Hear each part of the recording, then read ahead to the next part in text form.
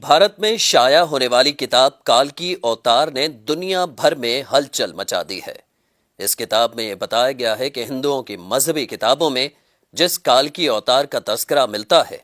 وہ آخری رسول صلی اللہ علیہ وآلہ وسلم بن عبداللہ ہی ہیں۔ اس کتاب کا مصنف اگر کوئی مسلمان ہوتا تو وہ اب تک جیل میں ہوتا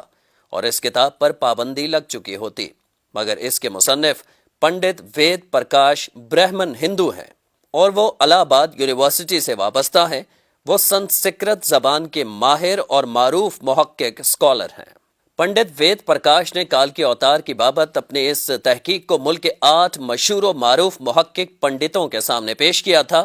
جو اپنے شعبے میں مستند گردانے جاتے ہیں۔ ان پنڈتوں نے کتاب کے بغور مطالعے اور تحقیق کے بعد یہ تسلیم کیا ہے کہ کتاب میں پیش کیے گئے حوالے مستند اور درست ہیں۔ برہمن پنڈت وید پرکاش نے اپنے اس تحقیق کا نام کالکی اوتار یعنی تمام کائنات کے رہنما رکھا ہے۔ ہندوؤں کی اہم مذہبی کتاب میں دراصل یہ ایک عظیم رہنما کا ذکر ملتا ہے جسے کالکی اوتار کا نام دیا جاتا ہے۔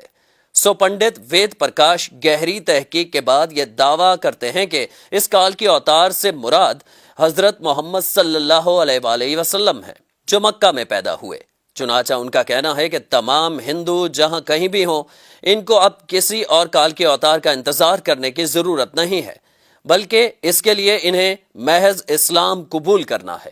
اور آخری رسول صلی اللہ علیہ وآلہ وسلم کے نقش قدم پر چلنا ہے جو بہت پہلے اپنے مشن کی تکمیل کے بعد اس دنیا سے تشریف لے جا چکے ہیں۔ اپنے اس دعوے کی دلیل میں پنڈت وید پرکاش نے ہندوؤں کی مقدس مذہبی کتاب وید سے مندرجہ ذیل حوالے دلیل کے ساتھ پیش بھی کیے ہیں۔ نمبر 1، وید کتاب میں لکھا ہے کہ کالکی اوتار بھگوان کا آخری اوتار ہوگا جو پوری دنیا کو راستہ دکھائے گا۔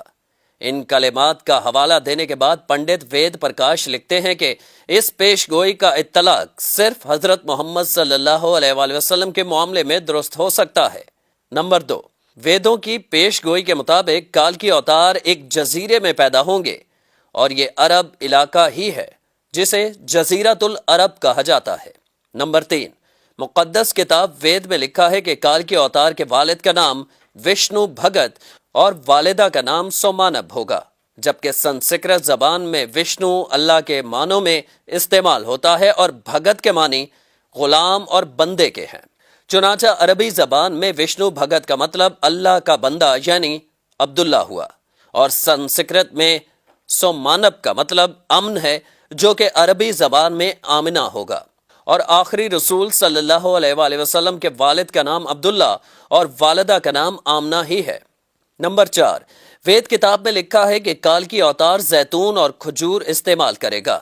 اور وہ اپنے قول و قرار میں سچا اور دیانتدار ہوگا، اور یہ دونوں پھل حضور اکرم صلی اللہ علیہ وآلہ وسلم کو مرغوب تھے، جبکہ آپ سچائی اور دیانتداری میں تو اس حد تک معروف تھے کہ مکہ میں محمد صلی اللہ علیہ وآلہ وسلم کے لیے صادق اور امین کے لقب استعمال کیے جاتے تھے۔ نمبر 5، وید کے مطابق کالکی اوتار اپنی سرزمین کے معزز خاندان میں سے ہوگا،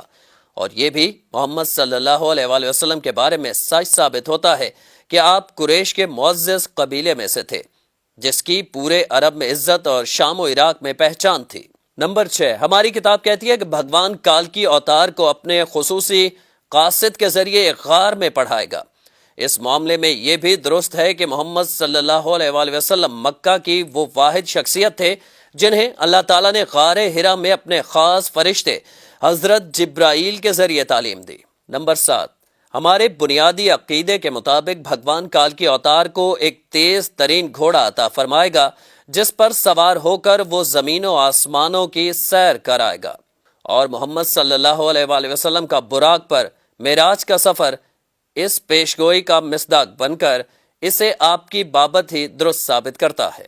نمبر 8، نیز لکھا ہے کہ ہمیں یقین ہے کہ بھگوان کالکی اوتار کی بہت مدد کرے گا اور اسے بہت قوت عطا فرمائے گا، اور ہم یہ جانتے ہیں کہ جنگ بدر میں اللہ نے محمد صلی اللہ علیہ وآلہ وسلم کی فرشتوں سے مدد فرمائی۔ نمبر 9، ہماری ساری مذہبی کتابوں کے مطابق یہ پیش گوئی ملتی ہے کہ کالکی اوتار گھڑ سواری، تیر اندازی اور تلوار زنی میں ماہر ہوگا۔ پنڈت وید پرکاش نے اس پیش گوئی پر بڑا خوبصورت تبصرہ کیا ہے جو بڑا اہم اور قابل غور ہے۔ وہ لکھتے ہیں کہ گھوڑوں، تلواروں اور نیزوں کا زمانہ بہت پہلے گزر چکا ہے۔ اب تو ٹینک، توپ اور میزائل جیسے ہتھیار استعمال میں ہیں۔ لہٰذا یہ عقل مندی نہیں ہے کہ ہم اس دور جدید میں تلواروں، نیزوں اور برچھیوں سے مسلح کال کے اوتار کا انتظار کرتے رہ جائیں۔ حالانکہ حقیقت یہ ہے کہ مقدس کتابوں میں کال کے اوتار کے واضح اشارے حضور صلی اللہ علیہ وآلہ وسلم کے بارے میں ہیں، جو ان تمام حربی فنون میں کامل مہارت رکھتے تھے۔ ٹینک، توپ اور میزائل کے اس دور میں گھڑ سوار، تیغ زن اور تیر انداز کال کے اوتار کا انتظار